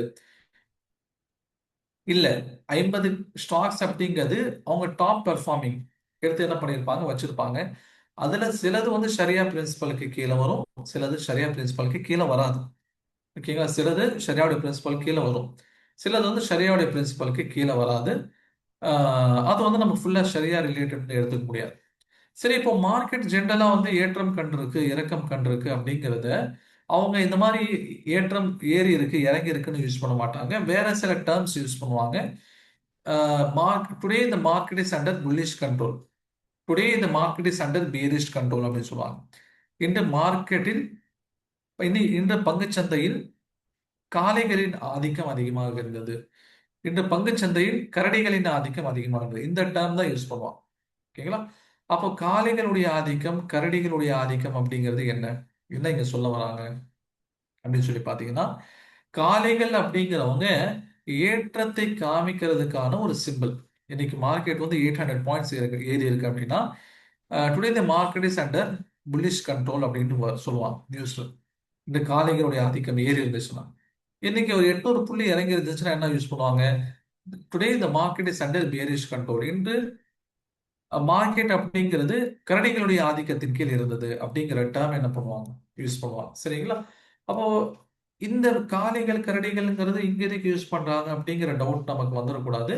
இன்னொரு வேர்டு கூட இருக்கு, ஷீப் அப்படின்ட்டு. ஓகேங்களா? ஷீப் அப்படிங்கிற ஒரு வேர்டு இருக்கு. இந்த ஷீப் அப்படிங்கிற வேர்டை மேக்சிமம் யூஸ் பண்ண மாட்டாங்க. ஷீப் அப்படிங்கிறது என்ன காமிக்குது? ஏற்றமும் இல்லை, இறக்கமும் இல்லை. மார்க்கெட் அப்படியே சைடுவேஸ்ல போகுதுன்னா அதுக்கு பேர் தான் வந்து ஷீப். பெரிய மூவ்மெண்ட்டே இல்லை அப்படின்னா அதுக்கு பேர் தான் என்ன சொல்லுவோம்? ஷீப் அப்படி சொல்லி சொல்லுவோம். அப்போ வந்து ஷீப்புடைய கண்ட்ரோல்ல இருக்குன்னா அப்படி ஏதாவது டேர்ம்ஸ் யூஸ் பண்ணுவாங்க கேட்டா அந்த மாதிரி எல்லாம் யூஸ் பண்றது இல்லை ரியல் டைம் மார்க்கெட்ல. இதெல்லாம் வந்து சும்மா புக் டெஃபினேஷன்ஸ் புக்ஸ்ல இருக்கிறதோட முடிஞ்சு போச்சு. மேஜரா பாத்தீங்கன்னா மார்க்கெட் வந்து புல்லிஷ் மொமெண்டம் அல்லது வந்து பியரிஷ் மொமெண்டம், இந்த ரெண்டு டேர்ம் தான் என்ன பண்றாங்கன்னு சொன்னா அதிகமா யூஸ் பண்றாங்க, இன்க்ளூடிங் கவர்மெண்ட்ஸ் உடைய ரிப்போர்ட். இப்போ கொரோனாவுடைய காலகட்டத்தில் என்ன நடந்துச்சு? கொரோனாவுடைய காலத்துல மார்க்கெட் வந்து initially it was bearish, then it turn to bullish. அதுக்கப்புறம் என்ன ஆச்சு? இது வந்து புல்லிஷ் மூமெண்டம்னா கிடைச்சிருச்சு. ஏன் சார் அப்படின்னா, ஆரம்பத்துல ஒரு பயம் இருந்துச்சு, கொரோனா வரும்போது என்ன நடக்க போகுதுன்னு தெரியல. ஆனா கொஞ்சம் கட்டத்துக்கு அப்புறம் என்ன பண்ணிட்டாங்கன்னா, இந்த ஃபார்மா கம்பெனி அவங்களுக்கு ப்ராஃபிட் எக்கச்சக்கமா ஏற ஆரம்பிச்சிருச்சு. அதே மாதிரி ஐடி கம்பெனிக்கு பெரிய பாதிப்புகள் ஏற்படுது. இன்னும் சொல்ல போனா IT company work from home கொடுத்து அவங்களுக்கு ஆஃபீஸ்க்கு வரக்கூடிய செலவு, கரண்ட் பில்லு, மற்றபடி மெயின்டெனன்ஸ் சார்ஜஸ் எல்லாத்தையும் குறைச்சு அவங்களோட ப்ராஃபிட் அதிகமாயிடுச்சு. அப்ப என்ன பண்ணிட்டாங்க? ஒரு இந்த மாதிரி கொரோனா மாதிரியான ஒரு காலகட்டத்திலையும் கூட எல்லா செக்டாரும் கீழே இறங்கல. எல்லா செக்டாரும் கீழே இறங்கல. என்ன இறங்கி இருக்கு? சில செக்டார் கீழே இறங்கி இருக்கு, சில செக்டார் என்ன இருக்குன்னு சொன்னா மேலே ஏறி இருக்கு. எஸ்என்பி அப்படிங்கிறது அமெரிக்காவுடைய ஸ்டாக் எக்ஸ்சேஞ்ச். ஓகேங்களா? எஸ்என்பி அப்படிங்கிறது என்னது? அமெரிக்காவுடைய ஸ்டாக் எக்ஸ்சேஞ்ச். அது நம்ம அமெரிக்காவுடைய ஸ்டாக் எக்ஸ்சேஞ்ச் நம்ம பார்க்கணுமா, இல்ல மற்ற யூரோப்பியன் ஸ்டாக் எக்ஸ்சேஞ்ச்லாம் பார்க்கணுமா, அது என்னென்ன மாதிரியான ஸ்டாக் எக்ஸ்சேஞ்ச் இருக்குங்கிறத பின்னாடி உங்களுக்கு நான் அதை சொல்ல வரேன். ஓகேங்களா? அப்ப என்ன நடக்குதுன்னு சொன்னா ஆரம்பத்துல வந்து சில ஸ்டாக்ஸ் வந்து சில செக்டார்ஸ் வந்து கீழே இறங்கினாலும் அதுக்கப்புறம் பார்த்தீங்கன்னா சில செக்டார்ஸ் வந்து பாசிட்டிவா போக ஆரம்பிச்சிருச்சு. இப்போ செக்டார்ஸ்லாம் என்ன சார் அப்படிங்கிற கேள்வி உங்களுக்கு வரலாம். இதையும் பத்தி நம்ம பின்னாடி ஒரு கிளாஸ்ல பார்ப்போம். இப்போ ஒரே மாதிரியான பொருட்களை உற்பத்தி செய்யறவங்க எல்லாம் ஒரே செக்டார்ல வந்துடுவாங்க.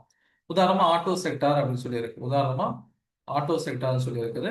இப்போ இந்த ஆட்டோ செக்டார் அப்படிங்கிறது என்னது?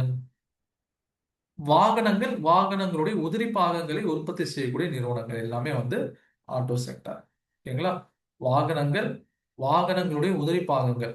உதாரணமா பாத்தீங்கன்னு சொன்னா இப்போ வந்து மஹேந்திரா அண்ட் மஹேந்திரா. ஓகே. அதே மாதிரி வந்து பாஷ்ன்னு கூட சொல்லுவாங்க அது. அதே மாதிரி Tata Motors, Ashok Leyland. Okay. அதே மாதிரி டிவிஎஸ் மோட்டார்ஸ். இது எல்லாமே வந்து வாகனங்கள் அல்லது வாகன உதிரி பாகங்கள் உற்பத்தி செய்யக்கூடிய நிறுவனங்கள். இது எல்லாமே ஆட்டோ செக்டார்ஸ்ல வந்துடும். அப்போ ஒவ்வொரு சந்தர்ப்பங்களையும் ஒரு செக்டாருக்கு பாசிட்டிவா ஏதாவது நடக்கலாம் அல்லது நெகட்டிவா ஏதாவது நடக்கலாம். நம்ம என்ன பண்ணணும்? ஆஸ் எ இன்வெஸ்டர்ஸ் நம்ம என்ன கத்துக்க போறோம்? எந்த சமயங்கள்ல எந்த செக்டாருக்கு என்ன மாதிரியான நிகழ்வுகள் நடக்குது, எது ஏற போகுது, எது இறங்க போகுது அப்படிங்கிறத பார்த்து அதுக்கேத்த மாதிரி நம்ம என்ன பண்ணணும்னு சொன்னா டிசிஷன்ஸ் எடுப்போம். In last 12 days share market downfall, it's a time to buy shares is safe or not. அதுதான் நீங்க படிக்க போறீங்க. அது எல்லாமே தான் என்ன பண்ண போறீங்க? படிக்க போறீங்க. ஏன் 12 நாளா கீழே இறங்கிட்டு இருக்குது அப்படிங்கறத சேர்த்து நீங்க படிக்க போறீங்க. ஒரு நிகழ்வு நடக்குதுன்னு சொன்னா அது ஏன் நடக்குதுங்கிறது நமக்கு தெரியணும்ல. இப்போ ரீசெண்ட் டைம்ல வந்து கோல்டும் சில்வரும் ஏறிட்டு இருக்கு. எப்படி ஏறிட்டு இருக்கு? வரலாறு காணாத அளவு ஏறிட்டு இருக்கு. ஜஸ்ட் லாஸ்ட் 1 இயர்ல மட்டும் 6000, 6000 இருந்து 7000க்குள்ள சுத்திட்டு இருந்த கோல்டுடைய பிரைஸ் இன்னைக்கு பாத்தீங்கன்னா 13,000 ரூபாய் போயிடுச்சு. இப்ப ஏன் ஏறி இருக்கு? இப்ப அந்த காரணம் நமக்கு தெரியணுமா இல்லையா? ஏதோ ஏறுதுங்கிறதுக்காக நம்ம வாங்கி திரும்ப இறங்கிருச்சுன்னா நீங்க என்ன பண்ணுவீங்க? அப்ப எந்த ஒரு நிகழ்வும் அது ஏன் நடக்குதுங்கிறத நம்ம முன்கூட்டியே தெரிஞ்சுக்கணும். அது எல்லாமே நம்ம என்ன பண்ணுவோம்? கிளாஸ்ல உங்களுக்கு எக்ஸ்பிளைன் பண்ணுவோம். கிளாஸ்ல எக்ஸ்பிளைன் பண்ணும்போது ஓ இதனால தான் இது நடக்குதா, இதனால தான் இது போகுதா அப்படிங்கிறது உங்களுக்கு தெரிய வரும். அது மாதிரி தெரிய வரும்போது நீங்க என்ன பண்ணுவீங்க? ஒரு இன்வெஸ்டரா எந்த சமயத்துல என்ன பண்ணணும் அப்படிங்கிற ஒரு ஐடியா உங்களுக்கு என்ன ஆயிரும்? கிடைக்க ஆரம்பிச்சிடும். ஓகேங்களா? அதை நம்ம ஒன் பை ஒன்னா நம்முடைய கிளாஸஸ் அடுத்து நம்ம இன்ஷால்லா நம்ம பார்க்க போறோம். இப்போ நம்முடைய கிளாஸ்ல நம்ம பொதுவாக என்ன கொடுக்குறோம் அப்படின்னு சொல்லி பார்த்தீங்கன்னா, நம்முடைய கிளாஸ்ல வந்து இன்வெஸ்ட்மெண்ட் ஸ்டாக் செலெக்ஷன் எப்படி பண்றது, எப்படி வந்து ட்ரேடிங் கூட டீல் பண்றது, ஓகே, அதே மாதிரி ஃபண்டமெண்டல் டெக்னிக்கல் அனாலிசிஸ்னா என்ன, என்னுடைய இத்தனை வருட காலங்களில் என்னுடைய எக்ஸ்பீரியன்ஸ் என்ன, ப்ளஸ் ரெக்கார்டட் செஷன்ஸ் கொடுப்போம். என்ன கொடுக்க மாட்டோம், எந்த ஸ்டாக்ஸ் வாங்கணுங்கிற டிப்ஸ் வந்து நம்ம வந்து மீன் கொடுக்க மாட்டோம். மீன் பிடிக்க தான் கற்றுக் கொடுத்துட்ருக்கோம். ஓகேங்களா, மீன் பிடிக்க கற்றுக் கொடுத்துட்ருக்கோம். இப்போ நீங்கள் ப்ராப்பராக கற்றுக்கிட்டீங்கன்னா உங்களால் இதை பண்ண முடியும். அதே மாதிரி கிரிப்டோ கரன்சினா என்ன எக்ஸ்பிளைன் பண்ணுவோம். இதை நம்ம செய்ய மாட்டோம், ஏன்னா அது சரியாவுடைய சட்டத்திட்டங்களுக்கு பின்னாடி வந்துடும். அதுக்கப்புறம் பார்த்தீங்கன்னு சொன்னால் நம்ம வந்து ஃபாரெக்ஸ் ட்ரேடிங்னா என்னங்கிறது தேவைப்பட்டால் எக்ஸ்பிளைன் பண்ணுவோம். கமாடிட்டி மார்க்கெட்னா தேவைப்பட்டா எக்ஸ்பிளைன் பண்ணுவோம். ஆனால் இது எல்லாமே வந்து ஷரியாவுடைய பார்வைகளுக்கு அப்பால் வருங்கிறனால இதை நம்ம செய்ய மாட்டோம். இப்போ ஸ்டாக் மார்க்கெட்லேயே பார்த்தீங்கன்னு சொன்னால் நமக்கு வந்து 100%ல 50% தான் வந்து ஷரியாவுடைய பர்மிஷனுக்கு கீழே வரும். ஓகேங்களா, மீதி 50% நான் ஷரியாவில் வரும். அப்போ நம்ம இதை எந்த 50% செய்ய முடியுதோ அதை தான் செய்வோம். நான் ஷரியாவை நம்ம செய்ய மாட்டோம். ஓகேங்களா, அனுமதி அளிக்கப்பட்ட விஷயத்தை மட்டும் தான் நம்ம என்ன பண்ணுவோம்னு சொன்னால் உங்களுக்கு கிளாஸை நடத்தும். ஓகே, இப்போ அடுத்தடுத்த கிளாஸஸ் ஃபண்டமெண்டல் அனாலிசிஸ்னா என்ன, டெக்னிக்கல் அனாலிசிஸ்னா என்ன, ஸ்டாக்ஸ் எங்கே செலக்ட் பண்ணுறது, எல்லாத்தையும் நான் உங்களுக்கு டீட்டெயிலாக நடத்தி கொடுக்குறேன். ஓகே, சரி. இப்போ இன்னைக்கான கிளாஸ் ஓவர். இன்னைக்கான கிளாஸ் உங்களுக்கு ஏதாவது டவுட் இருந்துச்சுன்னா நீங்க கேட்கலாம். அஸ்ஸலாமு அலைக்கும் சார். ஸ்டூடெண்ட்ஸ்க்கு நான் இன்ஃபர்மேஷன் கொடுத்துட்றேன், ஏன்னா நிறைய நியூ ஸ்டூடெண்ட்ஸ் ஜாயின் பண்ணியிருக்காங்க. ஸோ நம்மளுடைய கிளாஸ் 1 கிளாஸ் இன்றைக்கோட ஓவர். ஸோ கிளாஸ் 2 வந்து நம்ம நாளைக்கு இதே டைம் 7:30 to 8:30 கிளாஸ் ஸ்டார்ட் ஆகும். ஸோ ஜாயின் பண்ணாதவங்க ஜாயின் பண்ணிக்கோங்க. ஸோ உங்களுக்கான ஆஃபர் நான் வந்து இந்த எண்ட் ஆஃப் தி செஷனில் தரேன்னு சொல்லியிருக்கேன். ஓகேங்களா, உங்களுக்கு நான் ஒரு சேட்பாட்டில் மெசேஜ் அனுப்பியிருக்கேன். ஸோ இதுக்கான கோர்ஸ் ஃபீஸ் வந்து பார்த்திங்கன்னா 10,000. ஸோ அதில் வந்து நம்ம டிஸ்கவுண்ட் போக நீங்கள் வந்து 5,000 பே பண்ணோம் அப்படின்னு நம்ம சொல்லியிருக்கோம். ஸோ இன்றைக்கி ஜாயின் பண்ணியிருக்கக்கூடிய ஜூமில் ஜாயின் பண்ணியிருக்கிறவங்களுக்கு இன்னும் அடிஷ்னலாக 500 ஆஃபர் கொடுத்துருக்கு. ஸோ நீங்கள் வந்து வெறும் 4,500 பே பண்ணி நீங்கள் ஜாயின் பண்ணிக்கலாம். ஸோ இதில் விமென்ஸ் ஜாயின் பண்ணலாமான்னு கேட்குறாங்க. ஸோ இது வந்து இந்த ட்ரைனிங் மோஸ்ட்டாக வந்துட்டு விமென்ஸ் நிறையா பேர் வந்து இது வரைக்கும் 7 பேட்சஸ் முடிச்சிருக்கோம். நிறைய விமென்ஸ் வந்து படிச்சிருக்கிறாங்க. ஏன்னா ஒரு ஹஸ்பண்டுக்கு வந்துட்டு ஒரு சமையல் செஞ்சு நம்ம என்ன தான் சப்போர்ட் கொடுத்தாலும் ஃபினான்ஷியலாக சப்போர்ட் பண்ண முடியல அப்படின்னு சொல்லி ஃபீல் பண்ணுற நிறைய விமென்ஸ் நம்ம பார்த்துருக்கோம். ஸோ அவங்களுக்கான கோர்சஸ் தான் இது. ஸோ இதை கற்றுக்கிட்டு அவங்க ஃபினான்ஷியலாக வந்து ஃபேமிலிக்கும் சப்போர்ட் பண்ணலாம் கண்டிப்பாக. ஸோ கண்டினியூஸாக கிளாஸ் எடுக்கிறப்போ ஓகேங்களா, ஏதாவது ஒரு கிளாஸ் மிஸ் ஆனால் என்ன அப்படின்னு நீங்கள் கேட்டிங்க அப்படின்னா உங்களுக்கு வந்து ரெக்கார்டிங்ஸ் ஒன்று கொடுத்துருவோம். ஓகேங்களா, ஸோ இன்றைக்கி நீங்கள் பே பண்ணி ஜாயின் பண்ணிட்டீங்கன்னா உங்களை வந்து ஒரு செப்பரேட் வாட்ஸ்அப் குரூப்பில் நம்ம ஜாயின் பண்ணி விட்டுருவோம். அந்த குரூப்பில் நம்ம உமர் சாரும் இருப்பாங்க. ஸோ நீங்கள் ஜூம்லையும் கொஸ்டின் கேட்டுக்கலாம். இப்போ நான் பேசி முடிச்சதுக்கப்புறம் கொஸ்டின் ஆன்சர் செஷன் ஸ்டார்ட் பண்ணுவோம். அதுலேயும் நீங்கள் கொஸ்டின் கேட்கலாம். அதுக்கடுத்து வந்துட்டு நீங்கள் வந்து ரெக்கார்டிங் கிளாஸ் பார்க்குறப்போ இன்னும் அடிஷ்னலாக ஏதாவது டவுட் வருது அப்படின்னா நீங்கள் வாட்ஸ்அப் குரூப்லேயும் நீங்கள் கேட்டுக்கலாம். ஸோ கிளாஸ் மிஸ் பண்ணால் நீங்கள் அந்த ரெக்கார்டிங்ஸும் பார்த்துட்டு உங்களுக்கு விடுபட்ட கிளாஸஸை நீங்கள் திருப்பியும் கண்டினியூட்டியாக நீங்கள் திருப்பியும் லேர்ன் பண்ணிக்கலாம். சப்போஸ் நீங்கள் இன்றைக்கி அட்டன் பண்ணல அப்படின்னா இன்றைக்கி பாதியில் தான் ஜாயின் பண்ணேன்னா நீங்கள் இன்றைக்கி ரெக்கார்டிங்ஸ் அனுப்பிடுவோம். இன்றைக்கே பார்த்துட்டு நீங்கள் நாளைக்கான கிளாஸஸ்க்கு நீங்கள் ரெடி ஆகிடலாம். ஸோ இது ஒரு பேட்சஸ்க்கு வந்து பார்த்திங்கன்னா இதுக்கு முன்னாடிலாம் 30 ஸ்டூடெண்ட்ஸ்லாம் நம்ம வச்சுருந்தோம். இப்போ நம்ம ரொம்ப லிமிட் பண்ணிட்டோம். ஏன்னா எல்லாத்துக்குமே வந்துட்டு நம்ம ப்ராக்டிக்கலாகவும் டீச் பண்ணோம் அப்படின்னு சொல்லி ஒரு 30 ஸ்டூடெண்ட்ஸ் வச்சோன்னா எங்களுக்கு கொஞ்சம் ட்ரபிளாக இருக்குது. ஸோ அதனால நம்ம என்ன பண்ணுறோம் அப்படின்னா வெறும் 15 ஸ்டூடெண்ட்ஸ் மட்டும்தான் நம்ம பிளான் பண்ணுறோம். ஆல்மோஸ்ட் 11 ஸ்டூடெண்ட்ஸ் வந்து ஜாயின் பண்ணிட்டாங்க. இன்னும் 4 சீட்ஸ் தான் இருக்குது. ஸோ யாராவது விருப்பம் இருக்கிறவங்க ஜாயின் பண்ணிக்கலாம். ஸோ நாளையிலேருந்து இந்த செஷனை வந்து ஓப்பன் பண்ண மாட்டோம். ஓகேங்களா, ஒன்லி பெய்ட் மெம்பர்ஸ்க்கு மட்டும்தான் அந்த கிளாஸுக்கான ஜாயினிங் லிங்க் போகும். ஸோ அதனால் ஜாயின் பண்ணுறவங்க இமீடியட்டாக ஜாயின் பண்ணிக்கோங்க. 5,000 பே பண்ண அவசியம் இல்லை. நீங்கள் 4,500 பே பண்ணிங்கன்னா போதும். அதே மாதிரி இதுக்கு முன்னாடி லாஸ்ட் வீக் நடந்த ஓரியன்டேஷன் கிளாஸ்லாம் பார்க்கணுன்னு விருப்பப்பட்டீங்கன்னா நான் சேட்பாட்டில் அனுப்பியிருக்கக்கூடிய வாட்ஸ்அப் குரூப்பில் ஜாயின் பண்ணிக்கோங்க. உங்களுக்கான அந்த ரெக்கார்டிங் வந்து அந்த லிங்க் அனுப்பி விட்ருவேன் நான் குரூப்லேயே. ஸோ தட் இதுக்கு முன்னாடி நடந்த கிளாஸஸும் நீங்கள் பார்க்கலாம்.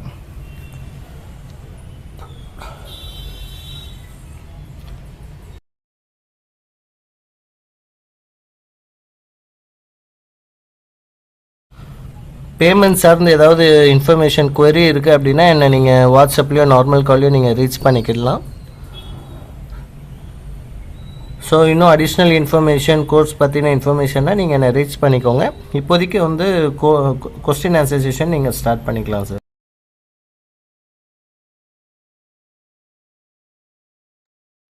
எனி கிளாஸ் ஏதாவது டவுட் இருந்தால் நீங்கள் கேட்கலாம்.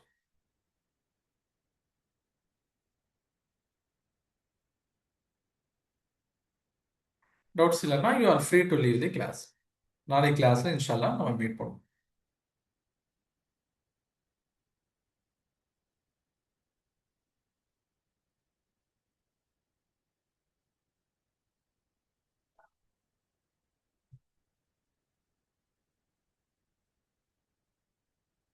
ஸோ ஓகே, நடுவில் சில டவுட்ஸ் வந்துருந்துச்சு. அப்போது யாருக்கும் ஸ்டூடெண்ட்ஸ்க்கும் டவுட்ஸ் இல்லைன்னு நினைக்கிறேன். I hope so. அதனால் இன்ஷால்லா நாளைக்கான கிளாஸில் நம்ம வந்து ரெகுலராக மீட் பண்ணுவோம். You are entering into different world. நீங்கள் வந்து ஒரு புது வேர்ல்டை நம்ம இது வரைக்கும் தெரிஞ்சுக்காத, இது வரைக்கும் நம்ம பார்த்துடாத ஒரு ஃபீல்டுக்குள்ளே நம்ம நுழைய போகிறோம். இட் வுட் பி இன்ட்ரெஸ்டிங் இன்ஷால்லா. வரக்கூடிய நாட்களில் உங்களுக்கு கிளாஸஸ் வந்து இன்ட்ரெஸ்டிங்காக போகுங்கிறது உங்களுக்கே தெரியும். Okay, thank you. அஸ்ஸலாமு அலைக்கும் டு ஆல். தேங்க்யூ சார், ஜஸாக்கல்லா ஹைர். ஒரு 2 ஸ்டூடெண்ட்ஸ் பேமெண்ட் பண்ணியிருக்கீங்க. ஸோ பேமெண்ட் பண்ணவங்க என்ன பண்ணோம் அப்படின்னா வாட்ஸ்அப், அதாவது நீங்கள் பேமெண்ட் பண்ண அந்த ஸ்க்ரீன்ஷாட்டும் உங்களுடைய ஃபுல் நேமும் எனக்கு வாட்ஸ்அப் பண்ணுங்கள். ஸோ தட் உங்களுக்கு ஒரு ரெஜிஸ்ட்ரேஷன் ஐடி கொடுத்துருவோம். அந்த ஐடி எதுக்காக அப்படின்னு பார்த்தீங்கன்னா உங்களுக்கான ரெக்கார்டிங்ஸ் கிளாஸஸோட வேலிடிட்டி வந்து கிட்டத்தட்ட 2 இயர்ஸ் நம்ம கொடுக்குறோம்.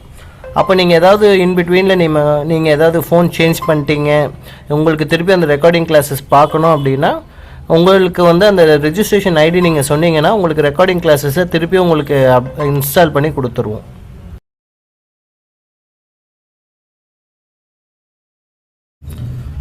ஸோ ஷார்ட் டைம் தான் இருக்குது. நாளைக்கு நீங்கள் வந்து கண்டினியூட்டி பண்ணோம் அப்படின்றவங்க, அதாவது ஆல்ரெடி பெய்ட் மெம்பர்ஸ் நீங்கள் கண்டினியூ பண்ணிக்கலாம். இப்போது நியூவாக ஜாயின் பண்ணிக்கிறவங்க நீங்கள் பேமெண்ட் பண்ணிவிட்டு எனக்கு இன்ஃபார்ம் பண்ணுங்கள் இமீடியட்டாக. ஸோ இதுக்கான ரெக்கார்டிங் லிங்க்ஸ் வந்து நான் குரூப்பில் அனுப்பிடுறேன். ஸோ இது ஓப்பன் செஷனால் இந்த ரெக்கார்டிங்ஸ் வந்து காமனாக நீங்கள் இருக்கிற குரூப்பில் வரும். ஸோ நாளையிலேருந்து ரெக்கார்டிங்ஸ் வந்து பார்த்திங்கன்னா உங்களுக்கான தனி அப்ளிகேஷனில் நாங்கள் அப்லோட் பண்ணிடுவோம். ஸோ இன்றைக்கி வந்து எல்லாத்துக்கும் என்னோட விஷஸ் சொல்லிக்கிறேன். So thank you so much.